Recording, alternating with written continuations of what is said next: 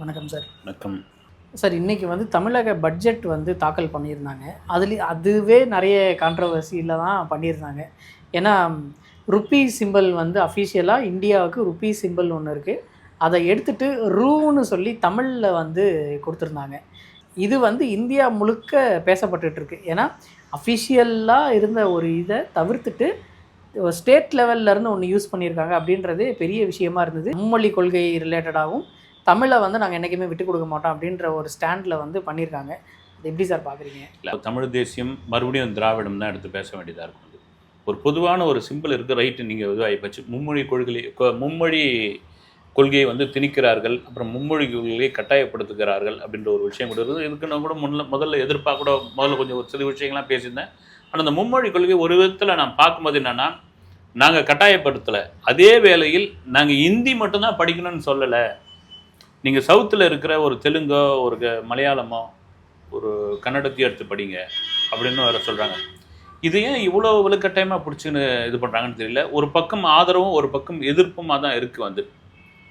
ரெண்டு விதமாக இருக்குது. என்னை பொறுத்தவரைக்கும் இந்த மாதிரியான போராட்டங்கள் இதுக்கு எந்த அளவுக்கு மக்கள் மத்தியில் போய் சேரும்னு தெரியல. ஒரு கட்டத்தில் பாமக தலைவர் மருத்துவர் ராமதாஸ் சென்னையில் பார்த்தீங்கன்னா ஆங்கிலத்தில் எங்கேயுமே போர்டு இருக்கக்கூடாதுன்னு சொல்லி தார்பூசி அடிக்கிற போராட்டம்லாம் பண்ணாங்க. இங்கிலீஷில் எழுதினா தார்பூசிடுவாங்க. அதுக்கப்புறம் எல்லாமே தமிழில் மாறிச்சு.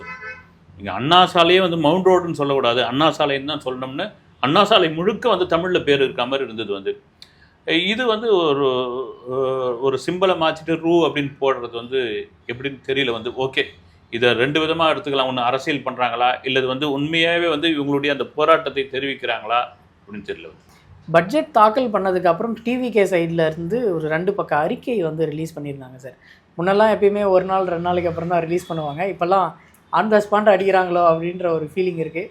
அந்த அறிக்கையை பார்த்தீங்களா சார்? உங்களோட கருத்து? ஒன்று சைமன், ஒன்று அறிக்கை லேட்டாக கொடுத்தாலும் லேட்டாக கொடுத்துட்டாங்க சார், என்ன தூங்கிட்டு இருந்தாங்களான்னு கேட்குறீங்க. சீக்கிரமாக கொடுத்தாலும் கடகடன்னு கொடுத்துட்டாங்களே அப்படின்னு என்ன தான் பண்ணுறதுன்னு தெரியல. மிக சரியான ஒரு அரசியல் பயணத்தை டிவிக்கு ரெடியாக தொடங்கிட்டு இருக்காங்க. விமர்சனங்கள் வரதான் செய்யும். அதே சமயத்தில் அவங்க பட்ஜெட்டை முழுமையாக ஏற்றுக்க முடியாது, பட்ஜெட்டை முழுமையாக எதிர்க்கவும் முடியாது. எப்போவுமே ஒரு விமர்சனம் மாதிரி தான், ஒரு புத்தக விமர்சனம் மாதிரி தான், ஒரு பட விமர்சனம் மாதிரி தான். விமர்சனத்தை 2 விதமாக தான் பார்த்தாக்கணும். இந்த மக்களுக்கு பயன் உள்ளது, பயன் இல்லாதுன்னு. அது சில கோட்பாடுகள் விஜயுடைய அறிக்கையில் இருந்துருக்குது. அது சிலதெல்லாம் நான் வரவேற்கிறேன். ஒரு இதெல்லாம் பார்த்தீங்கன்னா, பள்ளிக்கூடம் படிக்கிற பசங்களுக்கு லேப்டாப் கொடுக்கணும் அப்படின்றார். அதில் நிறைய முரண்பாடான ஒரு விஷயங்கள்லாம் இருக்குது. என்னென்னா, ஸ்கூல் படிக்கிற பசங்களுக்கு கொடுக்கணும் அப்படின்னா, இப்போ +1 படிக்கிற பசங்களுக்கு மறுபடியும் லேப்டாப் கொடுத்தாங்கன்னா, காலேஜ் படிக்கிற பசங்களுக்கு மறுபடியும் கொடுத்தாங்கன்ற விஷயம் அப்போ உற்பத்தி பண்ணிக்கிட்டே இருக்கணுமா? இதெல்லாம் சரி பண்ணியிருக்கலாம். ஆனால் கேள்வியாக ஒரு ஒரு ஒரு எதிர்கட்சியாக, ஒரு கட்சியாக, ஒரு வளரும் கட்சியாக, வளர்ந்த கட்சியாக அந்த பட்ஜெட்டு சம்மந்தப்பட்ட கேள்வியாக அந்த அறிக்கை எனக்கு சரியாக இருந்ததுன்னு தோணுது. அறிக்கையை பற்றி நிறைய கருத்து சொல்லிட்டாங்க. இது என்ன மாதிரி கொடுத்துருக்கலாம் அப்படின்னு சொல்லி எதுவுமே சொல்லலை. ஏன்னா நான் டிவிக்கே எப்படி பார்த்தேன்னா, இவங்க பிரச்சனையை சொல்லுவாங்க, பிரச்சனைக்கான சொல்யூஷனும் சொல்லுவாங்க அப்படின்னு தான் நான் நினச்சிக்கிட்டு இருந்தேன். பட் இவங்களும் மற்ற கட்சிகள் மாதிரி பிரச்சனையை சொல்லிட்டாங்க, இதுக்கான சொல்யூஷன் எதுவுமே சொல்லலை.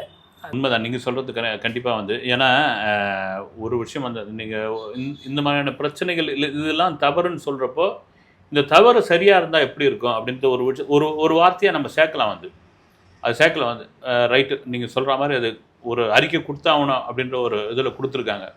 மேபி இந்த அறிக்கையெல்லாம் தாண்டி ஒரு தலைவராக இந்த கருத்தையே நீங்கள் மக்கள் முன்னாடி ஒரு மைக் போட்டு பேசும்பொழுது தான் அது எடுபடும் அப்படின்னு என்னுடைய கருத்து.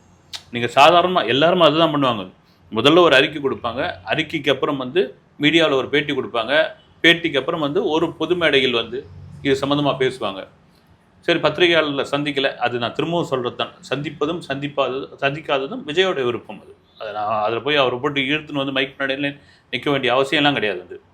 ஆனால் நான் நிச்சயமாக மக்களை சந்தித்து அது சம்மந்தமாக பேசணும். விஜயே பேசணும். பேசும்பொழுது தான் நீங்கள் அறிக்கையை தாண்டி 1000 மடங்கு அதில் தான் பவர், 1000 மடங்கு அதான் ரீச் ஆகும். இன்றைக்கி எல்லாமே தெளிவாகிடுச்சு. நம்ம இப்போ எல்லா கட்சியும் உட்காந்து எல்லோரும் நம்ம சொல்கிற மாதிரி எல்லா தலைவரும் அறிக்கை எழுதுறது இல்லை. யாரோ எழுதி கொடுக்குறாங்கப்பா, இவர் ஒரு முறை ப்ரூஃப் பார்த்துருப்பாரு, கையெழுத்து போட்டு கொடுத்துருப்பாரு. இந்த மனநிலை எல்லாருக்குமே தான் இருக்கும். அதனால தான் அந்த அறிக்கைகள் பெரிய அளவில் பூமாக வருது. அந்த அறிக்கைகள் ரொம்ப கான்ட்ரவர்சியாக ஆகும்போது தான் அது பேசும் பொருளாக மாறும்.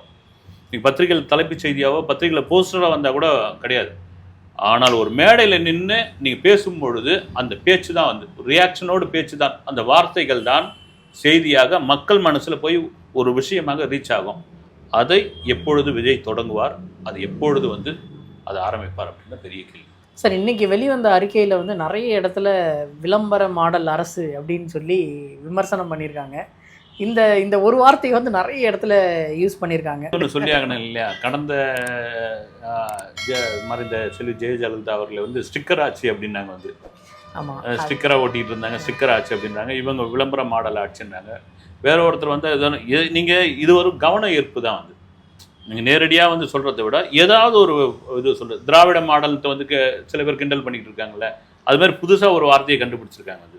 ஏன்னா நீங்கள் இன்னைக்கு இருக்கிற காலகட்டத்தில் விளம்பரம் தான், யாரும் விளம்பரம் பண்ணாமல் ஒன்றுமே பண்ண முடியாது, யாரும் சோஷியல் மீடியாவை யூஸ் பண்ணாமல் எதுவுமே கிடையாது. வந்து இன்றைக்கி அரசியல் கட்சிக்கு பெரும் உதவியாக இருப்பது சோஷியல் மீடியா தான், அதை தாண்டி ஒன்றும் கிடையாது அப்படின் பொழுது அந்த வார்த்தையை யூஸ் போட்டிருக்காங்க. அது ஒரு கவன ஈர்ப்புக்கு தான் நான் நினைக்கிறேன். அந்த அறிக்கையை வீடியோவில் அவர் மட்டும் தனியாக பேசியிருந்தாருன்னா பயங்கரமாக இருந்திருக்கும்.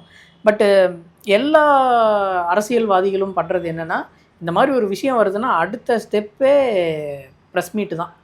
எல்லாருமே அதுதான் பண்ணுறாங்க. எல்லாருமே இந்த அறிக்கை ரிலேட்டடாக இவர் என்ன சொல்ல போகிறாரு, இவர் என்ன சொல்ல போகிறாரு அப்படின்ற ஒரு கேள்வி பதில் தான் எல்லாருமே விரும்புகிறாங்க. பட் இவர் வந்து அறிக்கை மட்டும் கொடுத்துக்கிட்டு இருக்கிறது கொஞ்சம் நார்மலாக போயிட்டுருக்கோம் அப்படின்ற ஒரு இல்லை. அதுதான் நீங்கள் அறிக்கை மட்டும் இல்லாமல் நீங்கள் சொன்ன நல்ல ஐடியா தான் வந்து, நீங்கள் ஒரு மீடியாவை மீட் பண்ண மாட்டேன்னா ஒரு வீடியோவை பேசுகிறதுக்கு எவ்வளோ நேரம் ஆக போகுது வந்து, நீங்கள் அதிக நேரம் கூட பாயிண்ட் அவுட் பண்ணி பேசுறதுக்கு.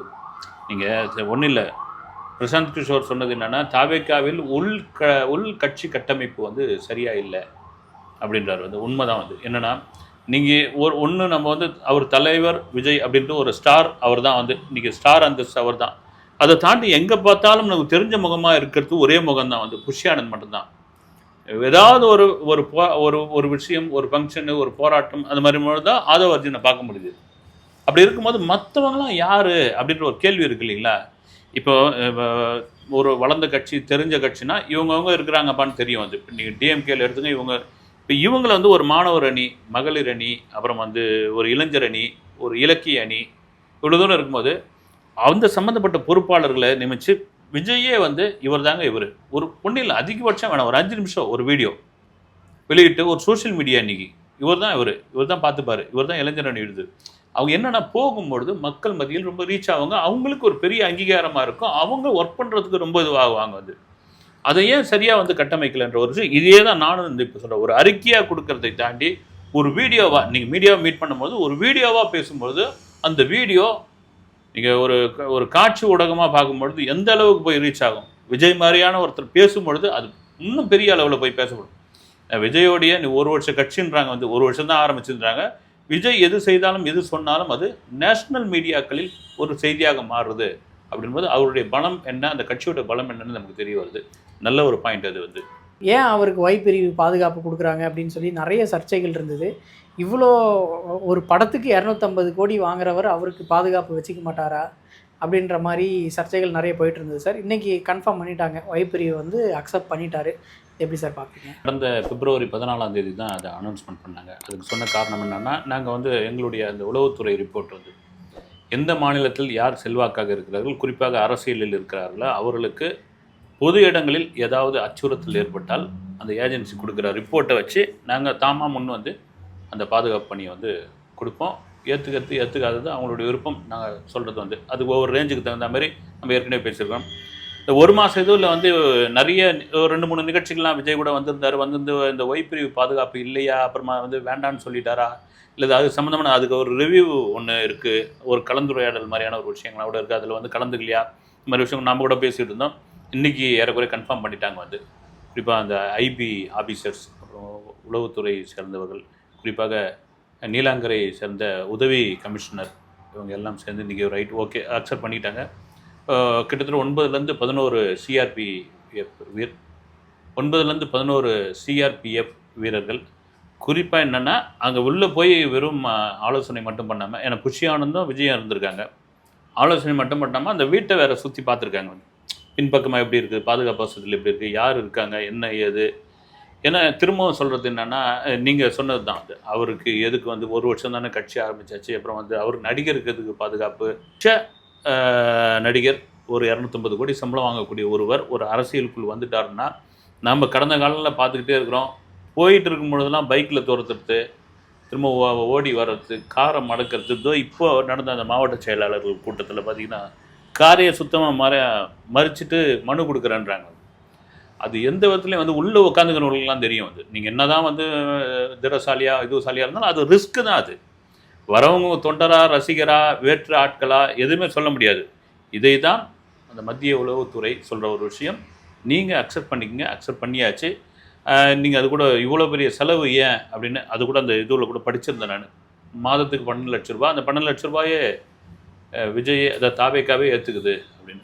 ஏற்கனவே அவருக்கு வந்து துபாய் பவுன்சர்ஸ் இருக்காங்கல்ல, அவங்களுக்கே ஒரு மாதத்துக்கு 12லேருந்து 13 லட்சம் செலவு பண்ணுறாங்க அப்படின்னு. எனக்கு தெரிஞ்சு கண்டிப்பாக நான் ஆரம்பத்துலேருந்தே சொல்லிட்டு வரேன், விஜய்க்கு அந்த ஒய்பிரிவு பாதுகாப்பு அவசியம் கொடுத்து தான் ஆக வேண்டும். காரணம் என்னென்னா, நம்ம பரந்தூர்லேயே பார்த்தோம். அது இதுவாவது வந்து நீலாங்கரையிலேருந்து பனையூருக்கு போகிறாரு, இல்லை நீலாங்கரையிலேருந்து வேறு எங்கேயாவது போகிறாரு. பனையூர்லேருந்தோ இல்லை நீலாங்கரையிலேருந்தோ ஸ்ரீபெரும்புத்தூர் கூட கிடையாது. வந்து பரந்தூர் வந்து கிட்டத்தட்ட காஞ்சிபுரம். அது அவ்வளோ தூரம் போகும்பொழுது அந்த பின்னாடியே வந்த வாகனங்கள், நீங்கள் மீடியா கூட போகிறது தப்பு, கேமரா எடுத்துன்னு. அதை தாண்டி பார்த்தீங்கன்னா இந்த பைக்கில் துரத்தியுமே ஒருத்தர் கழனி காட்டெலாம் விட்டார். இது ரொம்ப ரொம்ப ரிஸ்க்கான ஒரு விஷயம். அது ரிஸ்க்கான விஷயம். கொடுத்துதாங்கன்னா விஜய் ஏற்றுக்கிட்டாரு. இனிமேல் வந்து ஒய்பிரிவு பாதுகாப்புடன் ஒரு வர ஆரம்பிப்பார். ஷூட்டிங் ஸ்பாட்டு, போகிற இடங்கள், பிரச்சாரங்கள், ஏன்னா ஒன்று மக்களை சந்திக்கிற பயணம் இருக்குது. வந்து அதுக்கு எப்படி அனுமதி கிடைக்க போகுது, அனுமதி எப்படி கொடுக்க போகிறாங்க, அதுக்கு கண்டிஷன் உண்டா, அதெல்லாம் இருக்குது. வந்து அதனால் இந்த ஒய்பிரிவு பாதுகாப்பு என்னை பொறுத்த வரைக்கும் சரியான ஒரு விஷயம். நேற்று வந்து கட்சியில் வந்து நிறைய பேருக்கு வந்து பதவிகள் கொடுத்தாங்க. அதில் கான்ட்ரவர்சியாக நிறைய பேர் மாற்றினது என்னென்னா, அவருடைய டிரைவராக இருந்து இப்போது அசிஸ்டண்ட்டாக இருக்கிற ராஜேந்திரன், அவரோட மகனுக்கு வந்து போஸ்டிங் கொடுத்துருக்காங்க. மாவட்ட செயலாளர் போஸ்டிங் கொடுத்துருக்காங்க. சபரிநாதன் அவர்கள் வந்து கட்சியில் சேர்ந்ததே பதவிக்காக தான். புஷி ஆனந்த் வந்து போன வாரம் தான் விழுப்புரத்தில் எதில் வந்தாலும் பதவி கிடையாது, 10 வருஷம் வேலை செஞ்சவங்க தான் பதவி அப்படின்னாரு. பட் இது வந்து அவங்க அப்பா இருந்தார் அப்படின்றதுக்காக மகனுக்கு பதவி கொடுத்துருக்காங்க. வாரிசு அரசியல் கிடையாது இல்லை, அவர் ஒன்றும் வாரிசு அரசியல் பண்ணலையே. நீங்கள் ராஜேந்திரன் எவ்வளோ காலமாக அவருக்கு டிரைவராக இருக்கார் தெரியுங்களா? அவர் வந்து சினிமா நட்சத்திரமாக முதல்ல ஆரம்பத்தில் வந்து ராஜேந்திரன் தான் இருந்தார். முதல்ல ஒரு டிரைவர் இருந்தார், அவர் பேர் என்னன்னு தெரியல. அது பிறகு கொஞ்சம் நாட்டெலாம் செல்ஃப் டிரைவிங் பண்ணிட்டு வருவார். நான் சொல்கிறதுல விஜயெல்லாம் கொஞ்சம் வளர்ந்துக்கிட்டு வரும்போது அதன் பிறகு எஸ்எஸ்சி இவரை தான் இது பண்ணார். விஜயோடைய ஒரு நம்பிக்கை நட்சத்திரம் மாதிரி மாறிட்டார். ஏன்னா ஒரு கட்டத்துக்கு அப்புறம் விஜய்க்கும் அவருடைய தந்தைக்கும் பிரச்சனை வரும்போது எஸ்எஸ்சி ஆட்கள் விஜய் ஆட்கள் பிரித்து பார்க்க ஆரம்பித்தாங்க. வந்து அப்போ அவருடைய ஆட்கள் எல்லாரையும் அமைச்சிட்டார். அவர் இப்போ ராஜேந்திரனை மட்டும் பக்கத்தில் வச்சுக்கிட்டார். வந்து ரொம்ப காலமாக இருக்குது. இந்த படத்தில் கூட மொட்டை ராஜேந்திரனுக்கு ராஜேந்திரன் ஒரு இது வச்சார். சரியில்லை பார்த்தீங்கன்னா ராஜேந்திரன் அந்த இதில் போய் பாருங்க அப்படின்னு. இது விஜயே வந்து சொல்லி வச்சது தான். அப்படி இருக்கும்பொழுது ஒரு சாரதியாக இருந்த ஒருத்தர் வந்து ஒரு நல்ல டைப். ராஜேந்திரன்லாம் நான் மீட் பண்ணிக்கிறேன். நல்ல ஒரு தகவல் கேட்டால் சொல்லக்கூடிய நடிகராக இருந்தப்போ. இப்போ அவரை மீட் பண்ணல. இப்போ ஒரு ஷூட்டிங் ஸ்பாட்டுன்னு வச்சுங்க. இப்போ ஒரு விஜயை வந்து அவர் பிஆர்ஓவா அல்லது எஸ்எஸ்சிக்கே எங்கன்னு தெரியாது. அப்போ இவருக்கு டக்குன்னு வந்து கேட்டப்போ, சார் அவரை ஆர்பரில் எடுத்துக்கிட்டு இருக்காங்க, இங்கே இருக்காங்க, இப்போ போய் பாருங்கள். இல்லை அது வந்து இப்போ வந்து மேக்கப்பில் இருக்கார், அப்புறமா மேக்கப் இல்லாமல் இருப்பார், இந்த மறுநாள் வந்து அங்கே சாங் ஷூட்டிங்கு அங்கே ஃப்ரீயாக இருப்பார். இந்த மாதிரி தகவல்லாம் வந்து மீடியா கூட ஒரு இணக்கமான ஒரு நல்ல டைப். வந்து அவருடைய மகன் அப்படின்பொழுது இவ்வளோ காலம் இருந்திருக்காரு இல்லைங்களா? இருந்தபோது அதில் கொடுக்கறதுல ஒன்றும் தப்பு கிடையாது இல்லைங்களா? அதெல்லாம் ஒன்றும் இது கிடையாது. இது என்ன வாரிசு அரசியல் பண்ணிக்கிட்டு இருக்காரு? ஒன்றும் கிடையாது. கட்சி ஆரம்பித்து 1 வருஷம் தான் ஆகுது. இப்போ ஒரு டிஎம்கேலையோ ஒரு ஏடிஎம்கேலையோ ஒரு பிஜேபியிலையோ தெரிஞ்ச ஒரு இப்போ டிஎம்கேன்னு ஒரு 75 வருஷமாக அந்த கட்சி இருக்குது. ஏடிஎம்கேல வந்து உள்ள நிறைய இதுவும் இருக்குது. அப்புறம் பிஜேபியில் கூட நீங்கள் எடுத்துக்கிட்டு தமிழக பிஜேபியில் எடுத்துக்கிட்டிங்கன்னா இவருக்கு கொடுக்குறேன் அவங்களுக்கு கூட முகம் தெரிய ஆரம்பிக்குது. இங்கே யாருன்னே தெரியல. வந்து நம்ம திரும்பவும் சொல்கிறது அதுதான். வந்து நீங்கள் வந்து ஒரு அணி, அந்த அணிக்கு வந்து ஒரு தலைவர், அந்த தலைவரை உருவாக்கி அவங்கள வந்து முன்னிலைப்படுத்தி அவங்க சம்பந்தம் விஜயா அறிமுகப்படுத்தணுன்ற நான். அப்படி இருக்கும்போது தெரியாத பொழுது இவங்களுக்கு கொடுத்துட்டாங்க அவங்களுக்கு கொடுத்துட்டாங்க யாருக்குமே தெரியாது. இப்போ அவங்க கட்சிக்குள்ளே தான் சில பேர் வந்து கோஷ்டி பூசல் இருக்குன்றாங்க. வந்து நான் வந்து அதாவது விஜய் மக்கள் இயக்க காலத்துலேருந்து இருக்கிறேன்றார் ஒருத்தர் வந்து ஆரம்ப கட்ட காலத்துலேருந்து விஜய் ரசிகர் மன்றமாக ஆரம்பித்தாங்க சாலிகிராமம் காவேரி ஸ்ட்ரீட்டில், அப்போதுலேருந்து இருக்கிறேன்றார். வந்து இடையில கட்சி ஆரம்பிச்சுக்கிறதுக்கு நான் தான் ஆக்டிவாக வேலை பார்த்துன்றாரு. இது அவங்களுக்குள்ளேயே இருக்கிற ஒரு விஷயம் தான். வந்து இது நமக்கு மீடியாவுக்கோ பொதுமக்களுக்கு தெரியாது. காரணம் என்னென்னா விஜயை தவிர மீதி யாரும் அங்கே பிரபலம் கிடையாது. பிரபலம் இல்லாத போது அது கட்சி முடிவு பண்ணுற ஒரு விஷயம் தான். வந்து அங்கே பேசுகிற விஷயத்தை தான் நாம் சொல்கிறோம். வந்து இப்போ நீங்கள் சொல்கிற மாதிரி சபரிநாதன் எப்போ கூட ஒரு ஜாயின் பண்ணியிருக்கலாம், ஒரு ஒர்க் கொடுத்துருக்கலாம், வெளியே தெரியாமல் இருந்திருக்கலாம். ஒரு சமயம் வந்து அவர் ராஜேந்திரனுடைய மகன் யாருக்குமே தெரியாமல் இருந்திருக்கலாம். இப்போ பதவி கொடுத்த பிறகு தெரிய ஆரம்பிக்குது அப்படின்னா அதை வச்சு நம்ம விமர்சனம் பண்ணுறது தவறு. சார் 28ஆம் தேதி வந்து பொதுக்குழு கூட்டுறதா சொல்லியிருக்காங்க. இந்த பொதுக்குழுவில் வந்து நிறைய முக்கியமான முடிவுகள் எடுக்க போகிறதா ஒரு டாக் இருக்குது சார். பொதுக்குழுத்துக்கு வந்து ஒரு 2 விஷயம் முக்கியமான ஒரு விஷயம். ஒன்று என்னன்னா வந்து கட்சி ஆரம்பித்து 1 வருஷத்துக்கு மேலே ஆகுது, கண்டிப்பாக ஒரு பொதுக்குழு கூட்டி ஆகணும். தேர்தல் ஆணையத்துடைய பைலா அது. நீங்கள் நம்ம ஏதாவது அசோசியேஷனில் கூட பிளாட்டில் இருக்கும்போது அசோசியேஷன் ஆரம்பித்து ஒரு நோட் ஒன்று போடுவாங்க தெரியுங்களா, பைலா நோட்டு, இல்லை ஒரு நோட் ஒன்று போட்டு இன்றைக்கி என்னென்ன தீர்மானங்கள் நிறைவேற்றப்பட்டது இதெல்லாம் நாங்கள் அக்செப்ட் பண்ணிக்கிறோம் அப்படின்னு சொல்லி அதுதான் அப்புறம் ரிலீஸ் பண்ணும்போது இதுவாங்க. இல்லை ரிலீஸ் பண்ணதுக்கு அதுதான் அதுவும். இப்போ ஒரு பெரிய கட்சியாக, ஒரு மாநில கட்சியாக அங்கீகரிக்கப்பட்ட ஒரு கட்சி ஒரு வருஷத்துக்கு மேலே ஆகிடுச்சுன்னா கண்டிப்பாக நீங்கள் பொதுக்குழு கூட்டியாகணும். கூட்டினதுக்கு இன்னொரு காரணம் என்னென்னா, இப்போ மாவட்ட செயலாளர்கள்லாம் வந்து தன்னிச்சையாக கொடுத்தது தான், யாரையும் அவங்கள வந்து தேர்தல் நடத்தி அந்த பதவிக்கு வரல. அப்போ நாங்கள் ஒரு மனதாக அவங்கள ஒப்புக்கிறோம், இவங்கள நாங்கள் வந்து ஏற்றுக்கிறோம் அப்படின்னு அந்த பொதுக்குழுவில் ஒரு தீர்மானம் பண்ணணும். இதெல்லாம் தாண்டி சமீப காலமாக நீங்கள் சொல்கிற மாதிரி உட்கட்சிக்குள் நடக்கிற அந்த பூசல், உட்கட்சி அந்த கோஷ்டி மோதல், பதவிக்காக சண்டை, இதெல்லாம் வந்து ஏன் தலைவர் கவனிக்க மாட்டேன்றாரு, தலைவர் காதுக்கு இதுக்கு போகலையா, தலைவரை வந்து நாங்கள் ரீச் பண்ண முடியல அப்படின்ற ஒரு விஷயம் வருவது பொதுக்குழுவில் தான் அது வந்து நிறைவேற்றும். ஒரு கட்சியோடைய பொதுக்குழு நடக்கும்போது தான் நீங்கள் பார்த்துருக்கலாம். நீங்கள் அண்ணா அறிவாலயம் பக்கம் போய் பாருங்கள். இப்போ திமுகவுடைய இப்போ எதிர்கட்சியாவா ஆளுங்கட்சியாக இருக்கும்போது ஜேன்னு இருக்கும். மறைந்த செல்வி ஜெயலலிதா அவர்கள் இருக்கும்போது இந்த ஸ்ரீவாரி கல்யாண மண்டபமா நம்ம வானகம் ஆமாம், பார்த்தீங்கன்னா மயிலாட்டம், கரகாட்டம், இதுவாட்டம், அதாட்டம், ஜெயஜன். இப்போ எடப்பாடி அங்கே தான் பண்ணிக்கிட்டு இருக்காரு. வந்து இந்த பொதுக்குழு தான் இருக்கும். ஆனால் இது என்னன்னா ரொம்ப சிம்பிளாக நடத்துங்க அப்படின்னு விஜய் ஒரு உத்தரவு கொடுத்துருக்காரு. இது சொல்ல மாதிரி ராமச்சந்திரா கன்வென்ஷன் ஹால் வந்து ரொம்ப சிம்பிளாக, எந்த ஆர்ப்பாட்டம் இல்லாமல் ரொம்ப இதுவாக ஒரு 3000 பேர், 2800 3000 பேர் கலந்துக்க போகிறாங்க அப்படின்னு இந்த தீர்மானங்கள். அதை தாண்டி ஒழுங்காக கட்சியில் இல்லை அப்படின்னா தயவுதாட்சணியம் இல்லாமல் தூக்கி எறியப்படுவார்கள். அது ஒரு விஷயம். 2026 நம்முடைய இலக்கு. அதுக்கு பூத் கமிட்டி வந்து ரொம்ப ஸ்ட்ராங்காக இருக்கணும். ஏன்னா அதுக்கே ஒரு மாநாடு நடத்த போகிறோம் அப்படின்னு சொல்லியிருக்காரு. அந்த மாநாடு சம்மந்தமாக அவங்க பேச போகிறாங்க. 2வது, இந்த விஜயோடைய நடைபயணமா அல்லது வேனில் போக போகிறாரா, மக்களை சந்திக்கிற அந்த பயணத்தில் உங்கள் பகுதியில், உங்கள் தொகுதியில் நீங்கள் எப்படி வந்து அதை வந்து அந்த பணியாற்ற போகிறீங்க, நீங்கள் எப்படி ஆக்டிவாக இருக்க போகிறீங்க, இப்போ மூலம் முடுக்கி இண்டு இழுக்கில் இருக்கிற அந்த மக்களை போய் சந்திக்கிற அந்த விஷயத்துக்கு நீங்கள் எப்படி சிறப்பாக பணியாற்ற போகிறீர்கள். 2வது பார்த்தீங்கன்னா, சில பேருக்கு அதிகாரம்லாம் கொடுக்க போகிறதா ஒரு தகவல் இருக்குது. இவங்க பேச்சு கேட்டுருந்தா நீங்கள் நடக்கணும். இப்போ தலைவரை பார்க்கலன்னு புஷி ஆனந்துக்கே இருக்கும். நாம் ஒரு பொதுச் செயலாளர் நம்மளை மதிக்காமல் போகிறாங்க அப்படின்ற ஒரு இருக்கும். அந்த மாதிரியான சில பேருக்கு அந்த பவர் சென்டர்னுவாங்கல்ல, அது விஜயே வந்து அங்கே ஓகே பண்ண போகிறார் அப்படின்ற மாதிரி ஒரு தகவல் இருக்குது. உண்மையிலே பொதுக்குழுவில் பல தீர்மானங்கள் நிறைவேற்றப்படும், பல தீர்மானங்கள் எடுக்கப்படும் நான் நம்புகிறேன். அடுத்த இன்டர்வியூவில் சந்திப்போம் சார். நன்றி சார். வணக்கம்.